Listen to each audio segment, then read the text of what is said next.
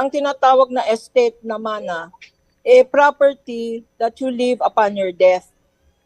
Kanya nga ang advice ko sa mga magulang saka sa mga mayroong mayayaman wag na kayong mag-iwan ng property upon your death kasi pinag-aawayan na lang yan.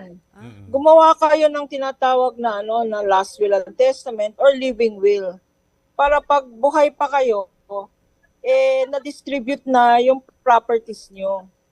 Ngayon, meron tinatawag, Julius, sa Katintin na compulsory heirs. Unless it disinherit, ang compulsory heir mo, yung surviving spouse, no? Kung may asawa ka pa, at yung mga legitimate at illegitimate children mo. Yung share ng illegitimate children, kalahati ng share ng legitimate children.